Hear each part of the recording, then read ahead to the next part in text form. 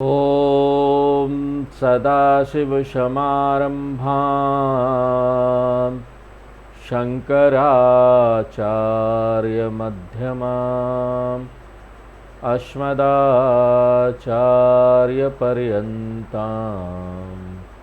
वन्दे गुरुपरम्पराम्।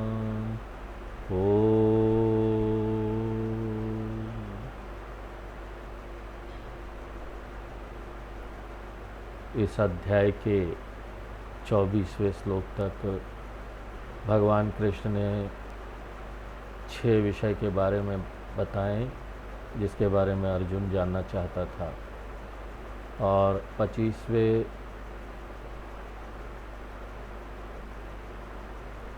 श्लोक में भगवान ने जो ये सारी चर्चा थी विषयों के ऊपर, उसका एक सार प्रस्तुत किया। ज्ञान साधना और ज्ञान फल, इसके बारे में बताना शुरू किया। और जो 3 श्लोक है 25, 26 और 27, उसमें साधना के बारे में बात किया, कर्म योग, उपासना, वेदांत विचार आदि। और अब 28वें श्लोक से उससे आगे ज्ञान फल के बारे में भगवान बात कर रहे हैं। और इसमें हमने 31वें श्लोक तक देख लिया था। पहला फल जो कृष्ण भगवान ने बताया वो ये है कि सर्वत्र समदर्शनम। सतही तौर पर ये जो इंद्रियां हैं यहाँ पर अंतर देखेगी, नानात्व देखेगी, अनगिनत चीज़ें देखेगी, लेकिन जो हमारा ज्ञान चक्षु है वो भीतर से ये बात समझ जाएगा कि यहाँ नानात्व बोल के कुछ नहीं है, यहाँ अनगिनत बोल के कुछ नहीं है, बहुत सारी चीज़ें बोल के कुछ नहीं है, यहाँ तो बस एक ही है। एक ही है जो तत्व है, जो सबके भीतर है, जो द्वैत नहीं है, जो अद्वैत है, एकमात्र एक है। तो ये जो अंतरंग रूप से एकत्व है, सभी सतह ही द्वैत के पीछे, वो ज्ञानी देख लेता है। और जब वो ज्ञानी ये बात को देख लेता है, इस सत्य को समझ लेता है, तो उसके लिए तो समदर्शन होता है, एकत्व दर्शन होता है। और ये उस ज्ञानी को बहुत सारी समस्या से बचा लेता है।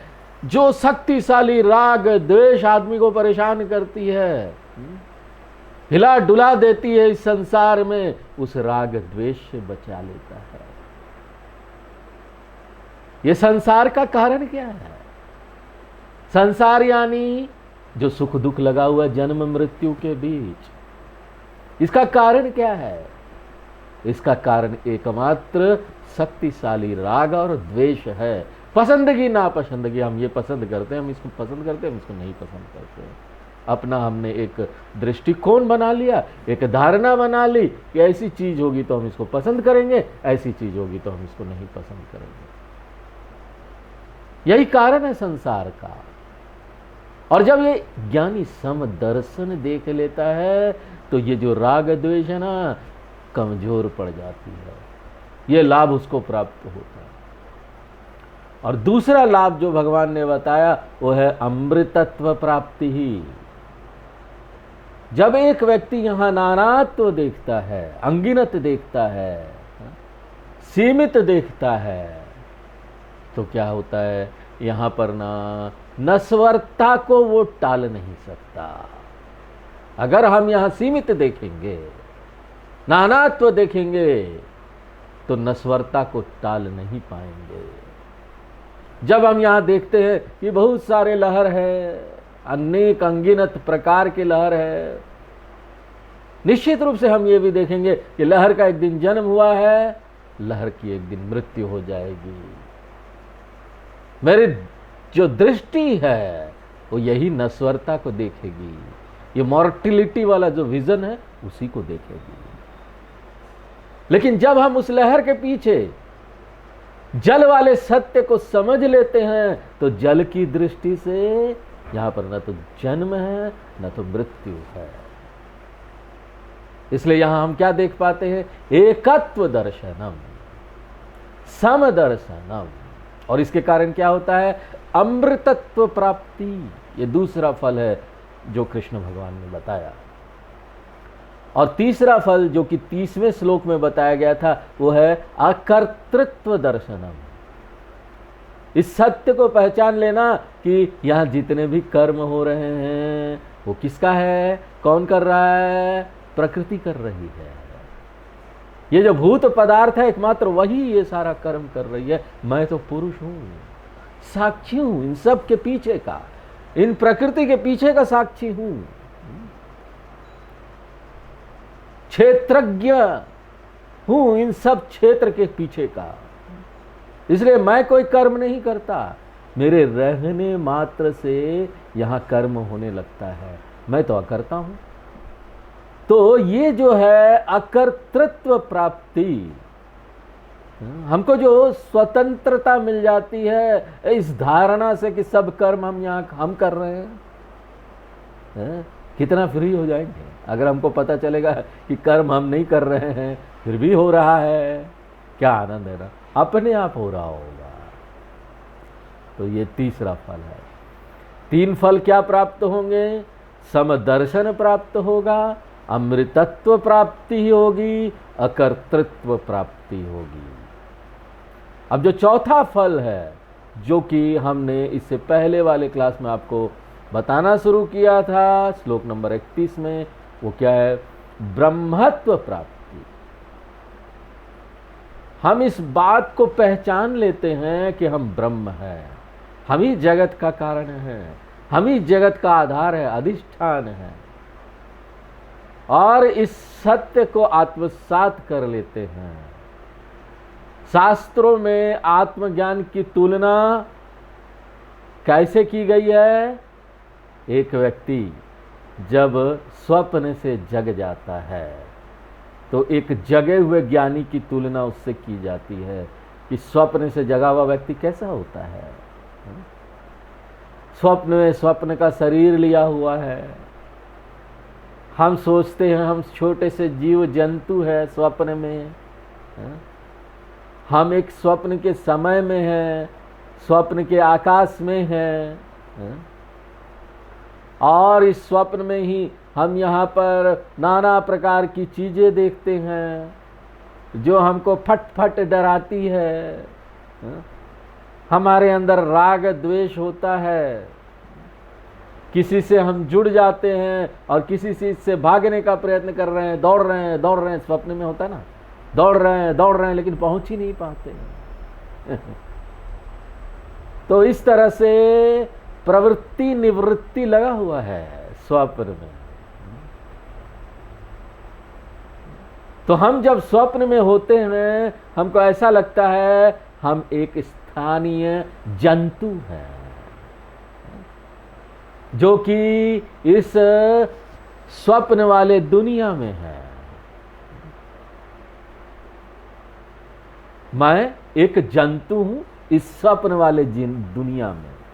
लेकिन जिस क्षण हम जग जाते हैं मेरी खोज क्या होती है? मैं किस बात को समझ लेता हूं? मैं नहीं हूं वो जंतु जो स्वप्न की दुनिया में था, मैं तो वो हूं जिसने स्वप्न को बनाया। मैं उसमें जंतु नहीं हूं, मैंने ही वो स्वप्न वाली दुनिया को बनाया, उसमें घर बनाया, उसमें लोगों को बनाया और उसमें स्वप्न का समय भी बनाया, स्वप्न का आकाश भी बनाया, स्वप्न की वस्तुएं बनाई, स्वप्न का पहाड़ बनाया, स्वप्न के तारे बनाए, चंद्रमा बनाया, सूर्य बनाया, प्रवृत्ति निवृत्ति सब कुछ बनाया। वो सब मेरे अंदर चल रहा था और मैं जब उससे जग गया तो एक जगा हुआ व्यक्ति ये देख पा रहा है। स्वप्न में मैं एक जंतु था, जबकि जग गया तो क्या हूं? मैं उस जंतु को बनाने वाला हूं। मैं सृष्टि से सृष्टा बन गया। मैं इस दुनिया से इस दुनिया को बनाने वाला मालिक बन गया। कितना बड़ा उलटफेर हो जाता है जीवन में। ये जो क्रिएचर है, ये जो जंतु है, वो क्रिएटर बन जाता है। और ये जो परिवर्तन है, उसमें बाहर से कुछ परिवर्तित करने की जरूरत नहीं है, बस आप जग जाइए ना। जगने का क्या अर्थ है? जगना यानी अपने स्वप्न वाले शरीर से अपनी पहचान हटा लेना और ये दावा करना कि मेरी जो प्रकृति है वो जागृत वाले एक व्यक्ति की तरह है, जगे हुए व्यक्ति की तरह। तो ये जो उलटफेर है ना, ये कोई असंभव चीज नहीं है। ये उलटफेर हमको क्या करना है? यहां पर हमको जंतु से जंतु को बनाने वाला बनना है, बनने वाले से बनाने वाला बनना है, क्रिएचर से क्रिएटर बनना है। हम एक छोटा जंतु जो स्वप्न में थे, वो अब स्वप्न को बनाने वाला बन गया है, उस जंतु को बनाने वाला बन गया है। मैं सिर्फ सृष्टि कारण ही नहीं हूं, मैं स्थिति कारणम भी हूं। और जब मैं जग जाता हूं तो क्या होता है? पूरा जो स्वप्न वाला दुनिया है वो कहां चला जाता है? वो मेरे अंदर गायब हो जाता है, मेरे मन के अंदर गायब हो जाता है।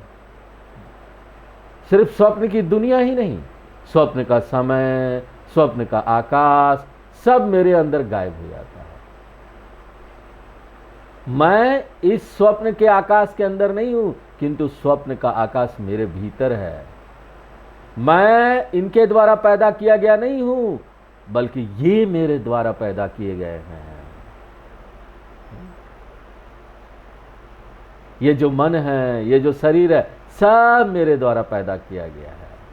लेकिन जब हम ये बात बोल रहे होंगे ना, तो उस समय तो स्वीकार हो जाता है, सत्संग के समय स्वीकार हो जाता है। हम आराम से अपना सिर हिला देंगे, समझ गए स्वामी जी। उसी प्रकार से जब हम स्वप्न में भी रहते हैं, स्वप्न की बात करते हैं, तो ये बात समझ जाते हैं, बोलते हैं या ये तो ठीक है। लेकिन वेदांत क्या बोलता है कि खाली स्वप्न नहीं, ये जो अभी हम यहाँ बैठे हुए हैं, ये जो दुनिया हम देख रहे हैं, ये भी स्वप्न है। एक दूसरा चैनल है। पहला चैनल ए जो आप रात को स्वप्न देख रहे थे, दूसरा चैनल बी वाला स्वप्न जो जगे हुए यहां देख रहे हैं।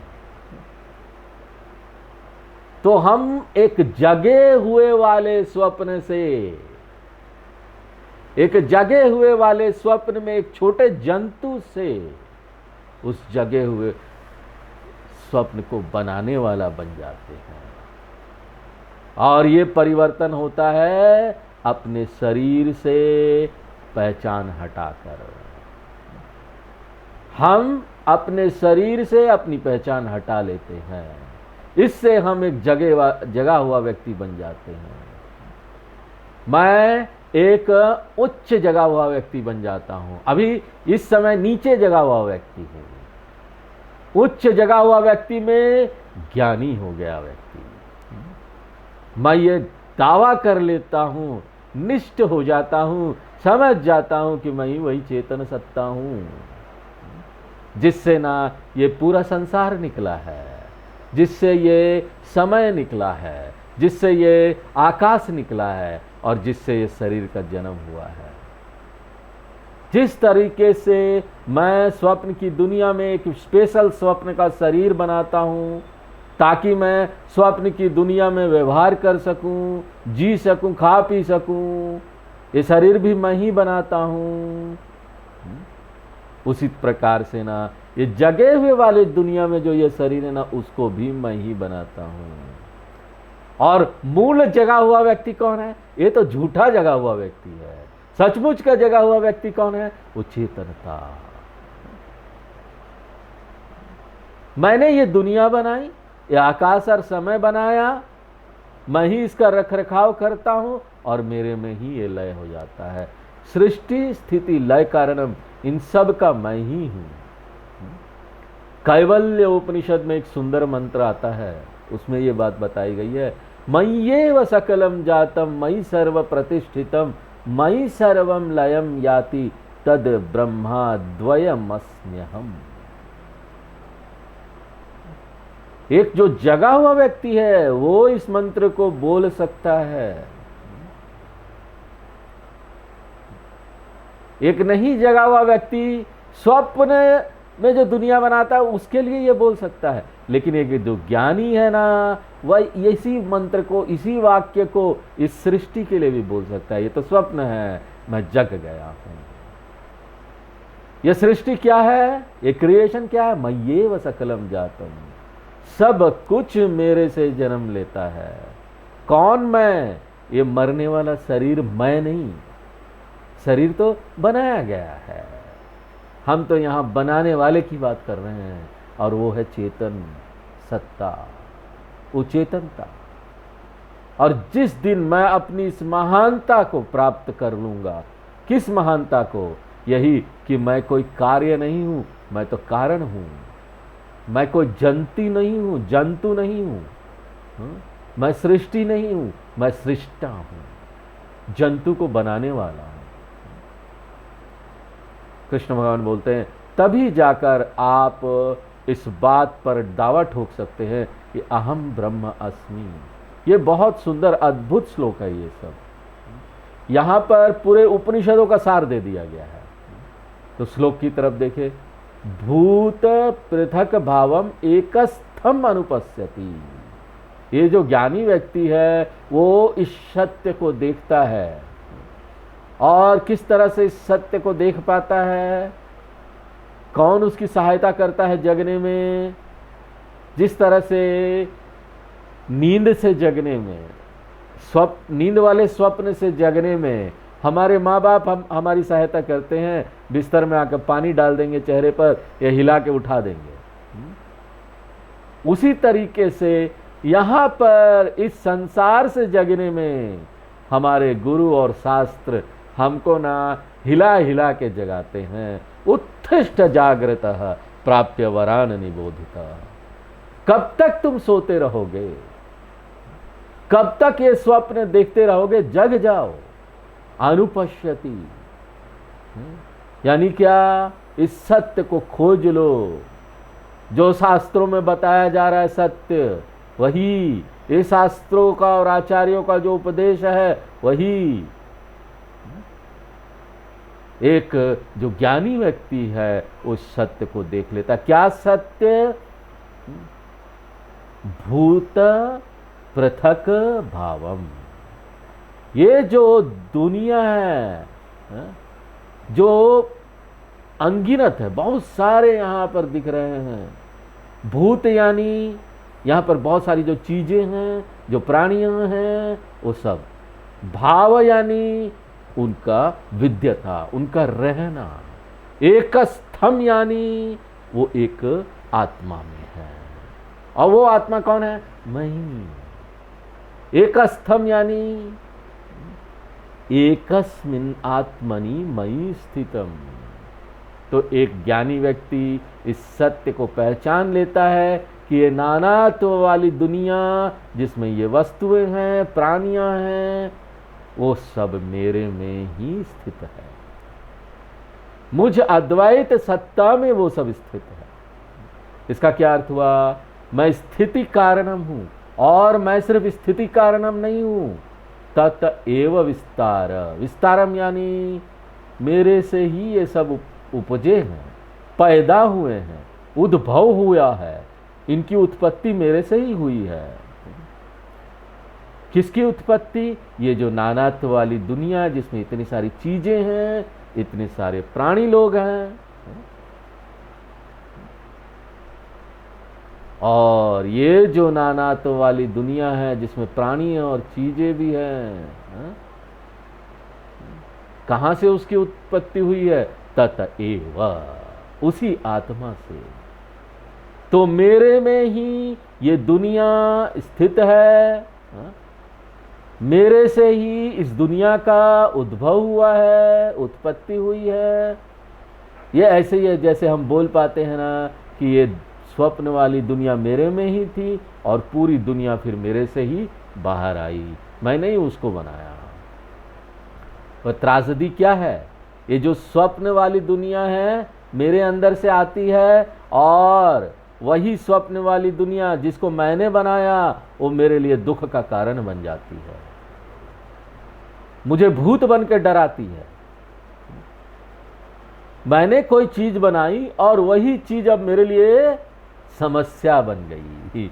कई बार माँ बाप बोलते हैं ना, मैंने ही बच्चे को पैदा किया, अब ये बच्चा ही मेरे लिए समस्या बन गया है, मेरे लिए हेडेक बन गया है, क्यों पैदा किया इसको बोलते हैं। कभी कभी बोलते हैं ऐसा, गुस्सा हो जाते हैं तब। उसी प्रकार से ये जो दुनिया है ना उसको हमने ही बनाई, हमारा ही बच्चा है और हम ही को डरा रहा है, हम ही को धमकी दे रहा है। तत एव च विस्तारम, यानी मैं सृष्टि कारणम भी हूं। तो एकस्थम क्या बता रही है कि स्थिति कारणम भी हूं, विस्तारम क्या बता रही है, सृष्टि कारणम भी हूं। अब क्या बच गया जो हमको जोड़ना पड़ेगा या नहीं दिया गया है, वो लय कारणम भी मैं हूं। सृष्टि स्थिति लय ये सब कारण मैं हूं।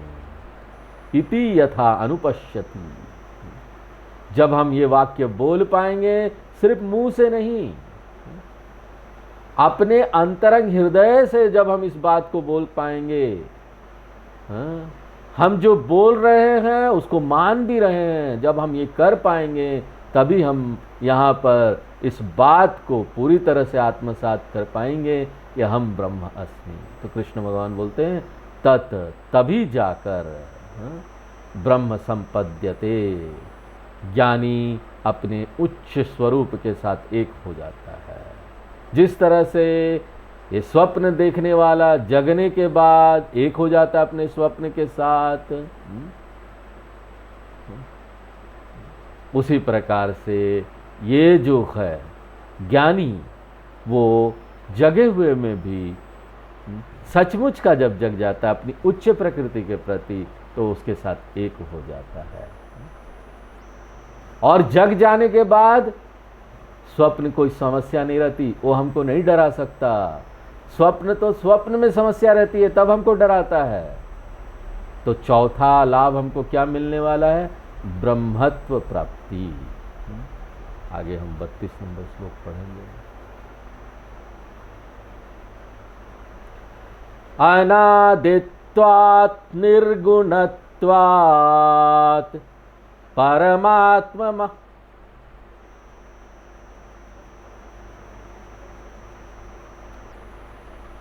परमात्मायमव्ययः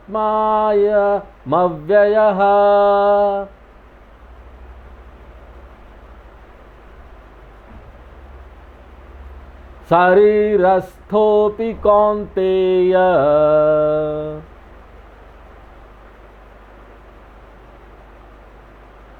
न करोति न लिप्यते।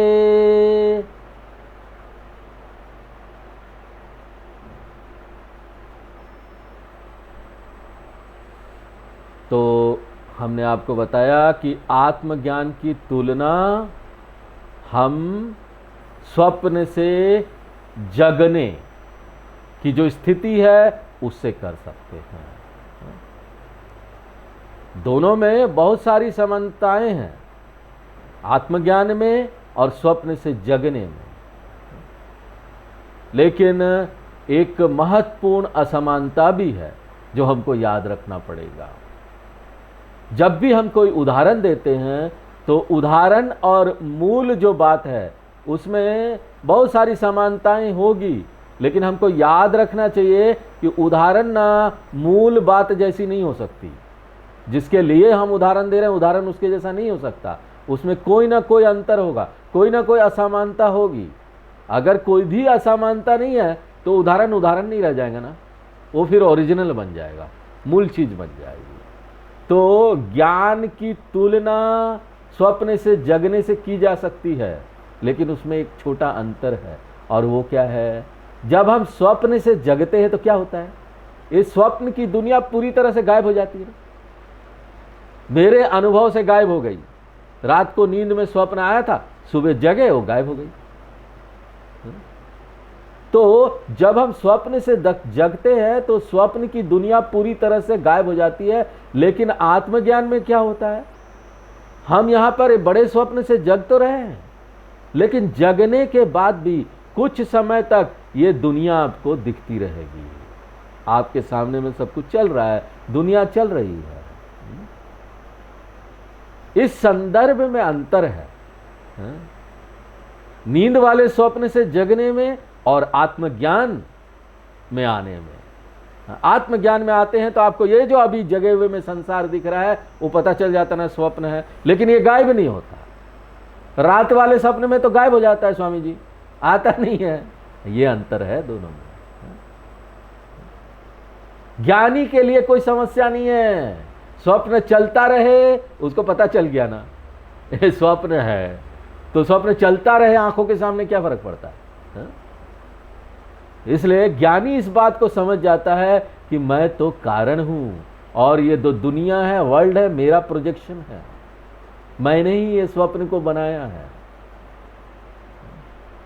और ये वर्ल्ड जो है, ये दुनिया जो है, दुनिया के जो लोग हैं वो ना चलता रहेगा और ये जो ज्ञानी उसको देखता रहेगा, और इसी अवस्था को बोलते जीवन मुक्त अवस्था। आप कल्पना कीजिए ऐसे व्यक्ति की जो स्वप्न से जग जाता है और उसके बाद भी स्वप्न में है, फिर क्या होगा?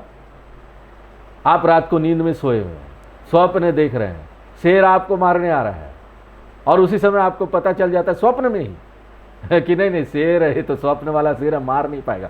तब क्या आप आराम से उसके सामने खड़े रहेंगे? ये तो कुछ नहीं कर पाएगा, क्यों? मैं स्वप्न में हूं। उसी प्रकार से एक जगे वाले व्यक्ति के साथ होता है, एक ज्ञानी के साथ होता है। ये स्वप्न चलता रहेगा और आप क्या करेंगे? आपके साथ क्या होगा? आप ना ये स्वप्न की महानता का आनंद लेंगे, लेकिन डरेंगे नहीं, बस डर खत्म हो जाता है। क्योंकि ये स्वप्न की स्वप्नता आपने जान लिया आपने जान लिया कि ये स्वप्न है। उसी तरीके से ज्ञानी जो है ना, इस दुनिया में रहता है, इस शरीर में भी रहता है, लेकिन उसको ये ज्ञान है कि ये जो शरीर है वो एक स्वप्न है, मैं एक जगे हुए व्यक्ति की तरह हूँ, और यहाँ पर जो भी मुझे लाभ हानि होगा वो स्वप्न में हो रहा है, मेरे लिए इसका कोई अंतर नहीं है। पैसा का लाभ हो गया, पैसा आ गया, पैसा चला गया, ये सब अब मेरे जीवन में कोई अंतर नहीं रखता। लाभ हानि संसार में चलता रहेगा, मेरे लिए कोई अंतर नहीं है। किसके लिए? एक जगे हुए व्यक्ति के लिए जो अपने उच्च स्वरूप के प्रति जग गया है। इसलिए कृष्ण भगवान क्या बोलते हैं? अयम परमात्मा अव्यय। मैं वो आत्मा, मेरा जो वो उच्च स्वरूप है वो अव्यय है। अव्यय यानी उसमें कोई परिवर्तन नहीं होता, निर्विकार है। जिस तरह से एक जगे हुए व्यक्ति को स्वप्न में हुए बारिश प्रभावित नहीं करता, स्वप्न में हुए अग्नि कांड वो प्रभावित नहीं करता। अग्नि जल गई, आग लग गया, कहीं जगा हुआ व्यक्ति को प्रभावित नहीं कर पाएगा। उसी प्रकार से मैं परमात्मा अव्यय अव्यय है, ये पूरा संसार मुझे प्रभावित नहीं कर सकता। क्या कारण है? अनादित्वात्। आत्मा का कोई शुरुआत नहीं, आदि नहीं, जन्म रहित है वो। और आपको ना यहाँ पर तत्व बोध याद करना पड़ेगा कि ना जन्म जो है ना वो 6 विकार में आता है। अगर कोई चीज अव्यय है तो उसमें जन्म नहीं होगा। हाँ, 6 विकार क्या बताए थे तत्वबोध में? अस्ति, जायते, वर्धते, विपरीणमते, अपक्षीयते, विनश्यति। तो अस्ति, ये जो जन्म है वो 6 विकार में आ जाते हैं। तो ये जो जन्म वाला जो विकार है वो नहीं है। तो ना दूसरे और जो विकार है वो भी नहीं होंगे। इसलिए आत्मा क्या है? अव्यय है। अव्यय यानी निर्विकार है, षड विकार रहित है। उसके बाद बोल रहे निर्गुणत्वात्, आत्मा में कोई गुण नहीं है। इसलिए गुणों के आधार पर जो परिवर्तन होता ना वो भी नहीं होगा। देखिए परिवर्तन दो तरीके से होता है। एक तो जो दूध है वो दही बन जाएगा, उसमें तात्विक परिवर्तन हो गया, दूध दही बन गया, वो परिवर्तित हो गया, इसको बोलते तात्विक परिवर्तन हो गया। लेकिन जब आप सोने से गहना बनाते हो तो वापस सोना बना सकते हो कि नहीं गलाकर, लेकिन वापस दही को जरा मिल्क बना के दिखाओ, दूध बना के दिखाओ, संभव है क्या? उसमें तो तात्विक परिवर्तन हो गया, सचमुच में वो बदल गया। लेकिन सोने से जब गहना बनाते हैं तो कुछ ही नहीं होता सोना का। अगर सोने से गहना बन गया वापस नहीं हो सकता ना, कोई भी ना सोना बना गहना बनाने के लिए सोना नहीं देगा। तो सोना बन गया गहना, तो इसमें क्या परिवर्तन हुआ? कोई तात्विक परिवर्तन नहीं हुआ। ये जो परिवर्तन हुआ ना सतही तौर पर से हुआ है, देखने के लिए हुआ है, एक रूप है, दिखता है इंद्रियों से कि ये सोने का चैन बन गया, सोने का अंगूठी बन गया। तो ये जो परिवर्तन है ना दो प्रकार का होता है, एक तात्विक है, एक ना गुणों के आधार पर होता है। उसका जो गुण है उसमें परिवर्तन हुआ, उसका रूप है, आकार है, रूप आकार बदल गया, बस है। आत्मा में दोनों परिवर्तन संभव नहीं है। क्यों? उसका जन्म ही नहीं है। जन्म नहीं है तो उसमें तात्विक परिवर्तन ही नहीं होगा, और अगर उसमें कोई गुण नहीं है तो उसमें गुणों का परिवर्तन, क्योंकि निर्गुण है ना। एक बार हमने बोल दिया निर्गुण है आत्मा, कोई गुण नहीं है, तो गुणों का परिवर्तन संभव ही नहीं है। उसमें परिवर्तन होने के लिए कुछ गुण होना चाहिए ना, वो है ही नहीं, वो निर्गुण है, तो उसमें कोई परिवर्तन नहीं हो सकता। इसलिए वो पूरी तरह से अपरिवर्तनीय है आत्मा जो है। और ये जो आत्मा है शरीरस्थ अपि, शरीरस्थ अपि, जगने के बाद भी और ये जानने के बाद कि मैं आत्मा हूं, मैं शरीर में बना रहूंगा। ये शरीर तो चलता रहेगा, मर थोड़ी ना जाएंगे। अगर किसी को बोलो आत्मज्ञान प्राप्त कर लो, गायब हो जाएगा शरीर, कोई नहीं आत्मज्ञान प्राप्त है, शरीर ही गायब हो जाएगा, हम ही गायब हो जाएंगे, ऐसा कुछ नहीं होता। हमने बस जान लिया, फिर भी हम इस शरीर में चलते रहेंगे। लेकिन इसका लाभ क्या प्राप्त होगा? न करोति न लिप्यते, आत्मा अकर्ता रहेगा। कोई भी कर्म यहां पर आत्मा को लिप्त न कर पाएगी, न लिप्यते, इसलिए वो अभोक्ता रहेगा, उसको कोई फल प्राप्त नहीं होगा। इसलिए बोलते ना जो ज्ञानी साधु महात्मा लोग होते ना उसको पाप पुण्य नहीं लगता, क्योंकि वो अकर्ता हो जाते। अकर्ता हो गए तो क्या पाप पुण्य? कुछ भी पाप पुण्य नहीं लगेगा। इसलिए शास्त्र उनको इस बंधन से भी छुटकारा दे देते हैं कि ना उनको कोई पाप पुण्य करने का बंधन नहीं है। ये बात अलग है कि वो पाप नहीं कर सकते एक ज्ञानी, लेकिन उनको शास्त्र छूट दे देते, तो वो बंधन ही नहीं है। क्योंकि ये जो कर्म है वो शरीर का है, उसका जो रिजल्ट आएगा, जो फल आएगा वो भी शरीर का है, मन का है। ये सब आत्मा का कोई कर्म भी नहीं है, कोई फल भी नहीं है। तो आत्मज्ञान का अगला लाभ क्या है? हम ये जान लेते हैं कि हम यहां पर अकर्ता और अभोक्ता हैं। पहले हमने अकर्ता की बात की, वो लाभ हमको मिला, लेकिन अब यहां पर एक चीज और ऐड कर रहे हैं कि हम अभोक्ता भी है। अकर्तृत्वम अभोक्तृत्वम। और याद रखिए संसार की परिभाषा क्या है? अकर्तृत्व की जगह क्या है? कर्तृत्व। अभोक्तृत्व की जगह क्या है? भोक्तृत्व। हम कर रहे हैं, भोग रहे हैं, पाप कर रहे हैं, पुण्य कर रहे हैं, पाप पुण्य का फल भोग रहे हैं। लेकिन आत्मा हो गए तो, जग गए तो पाप पुण्य से परे निकल जाएं, अच्छे खराब से परे निकल जाएं, सब धर्मों से जो गुण है उससे परे निकल जाते हैं, उससे स्वतंत्र हो जाते हैं। तो आज यहीं पर विराम देते हैं, आगे फिर नेक्स्ट क्लास में। ओम पूर्णमदः पूर्णमिदं पूर्णात् पूर्णमुदच्यते पूर्णस्य पूर्णमादाय पूर्णमेवावशिष्यते। ओम शांति शांति शांति।